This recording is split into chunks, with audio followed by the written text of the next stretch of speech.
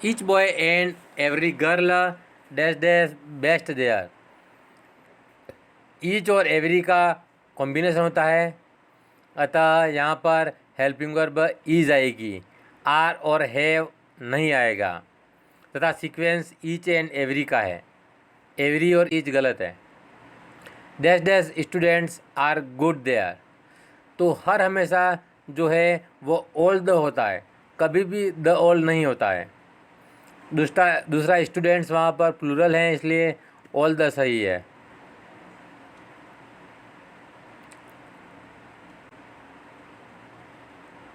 I as well as Mohan, जब भी as well as आ जाए और उसके पहले जो सब्जेक्ट होता है उसके अनुसार हेल्पिंग वर्ब होती है। जैसे कि एज वेल एज के पहले क्या है, आई है, तो हम यूज़ करेंगे आई के साथ helping verb am. The snake slept under a spray, figure of speech है यहाँ पर एलिट्रेशन अर्थात अनुप्रास अलंकार, क्योंकि यहाँ पर देखो स्नैक में भी एस आ रहा है, स्लेप्ट में भी एस आ रहा है और स्प्रे में भी एस आ रहा है। अगर एक ही अक्षर बार बार आ जाए तो एलिट्रेशन अलंकार होता है। लव इज़ ब्लाइंड, यहाँ पर जो अलंकार है फिगर ऑफ स्पीच है वह क्या है, पर्सोनिफिकेशन। यहाँ पर होता है लव इज़ ब्लाइंड, प्रेम अंधा होता है, अतः प्रेम को एक मानव बना दिया जिसकी आंखें हैं। जब भी किसी चीज़ को इंसान का रूप दे दिया जाता है उसे कहते हैं personification. Rhyme pattern is based on pronunciation, rhyme pattern जब भी बनता है तो किस पे बनता है, प्रोनाउंसिएशन पे बनता है, उसकी स्पेलिंग पे नहीं बनता है। जैसे कि टन, सन, बन, मन।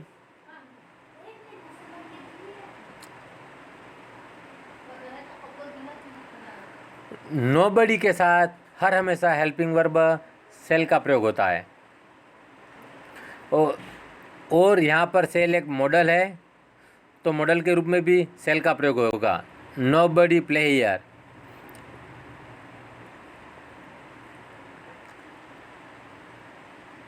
आइडेंटिफाई सेमी मॉडल, जब कोई हेल्पिंग वर्ब मेन वर्ब के रूप में भी काम आती है और मॉडल के रूप में भी काम आती है। अब नीड क्या है, एक मेन वर्ब भी है और मॉडल भी है, दोनों का काम करेंगे, उसे सेमी मॉडल कहेंगे। I know the ABC, what is the meaning of ABC? ABC का मतलब होता है प्रारंभिक ज्ञान, साधारण ज्ञान, तो यहाँ पर उसके लिए उपयुक्त शब्द है जनरल।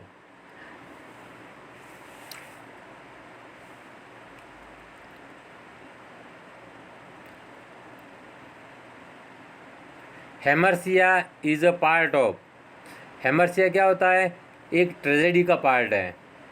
बाकी सोनेट, इलेजी और रैम में हेमरसिया शब्द का कहीं पे भी उपयोग नहीं होता, अतः इसका सही उत्तर है tragedy.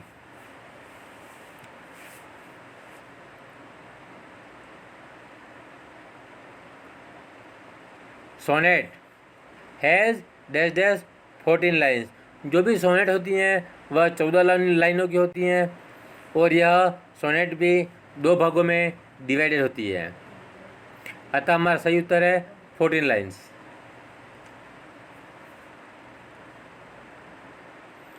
How many vowel sound in a special alphabet, एक जो विशेष अल्फ़ाबेट या वर्णमाला होती है उसमें वोवेल साउंड्स कितने होते हैं?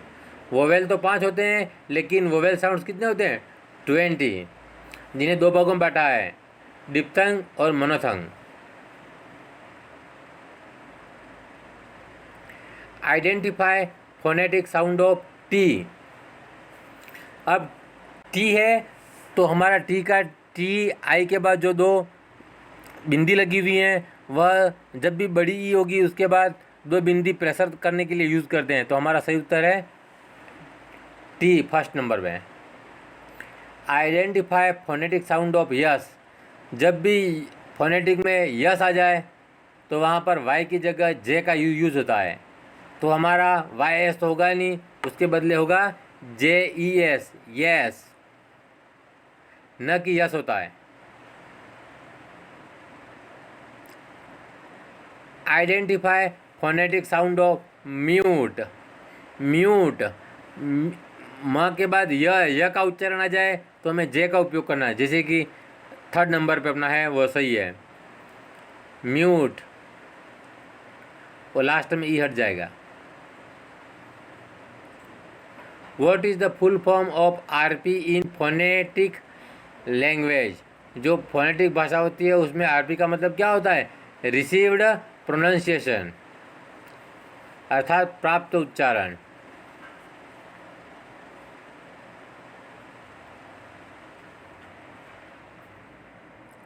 Real order of language learning, भाषा को सीखने का जो सही क्रम है वह क्या है? LSRW। लिसनिंग अर्थात सुनना, फिर स्पीकिंग अर्थात बोलना, फिर रीडिंग पढ़ना, और फिर है राइटिंग। यही सीक्वेंस है। What is the meaning of phrasal verb? Answer for. Answer for का मतलब होता है किसी के लिए जिम्मेदार होना, तो रेस्पॉन्सिबल फॉर अ प्रॉब्लम, अर्थात किसी समस्या के लिए जिम्मेदारी, बाकी सब का कोई लेना देना नहीं है। What is the meaning of idioms in black and white? अगर आप इसे सीधा सीधा पढ़ोगे, ब्लैक का मतलब काला और वाइट का मतलब सफ़ेद, तो यह गलत हो जाएगा। इडियम्स है तो उसका मतलब क्या है? इन राइटिंग, लिखित में। तो हमारा सही उत्तर है in writing. The form of be, be के फॉर्म कौन कौन से हैं? इज एम आर, जो बी के ही रूप हैं, अतः ऑल राइट है।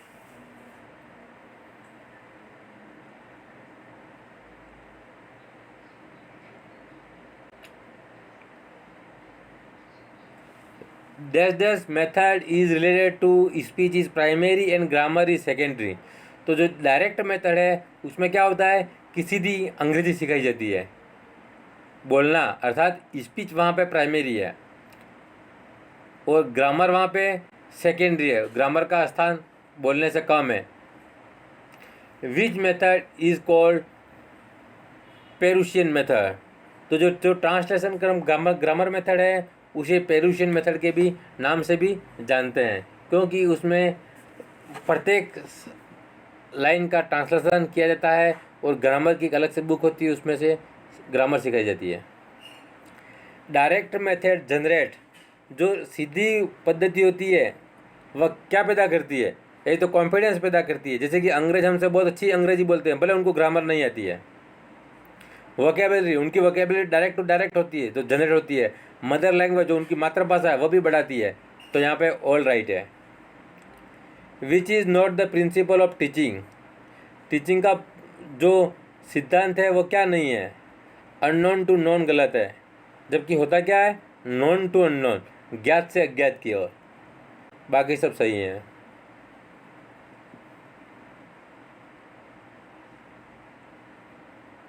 Bilingual method depends on. Bilingual method क्या होता है? दो भाषाओं का यूज़ करता है, लेकिन दोनों भाषाएं क्या होती है? डिफरेंट होती हैं, एक मातृभाषा और एक विदेशी भाषा। तो हमारा जो सही उत्तर है वह थर्ड नंबर है, न कि हिंदी और इंग्लिश। कोई भी दो भाषाएं हो सकती हैं।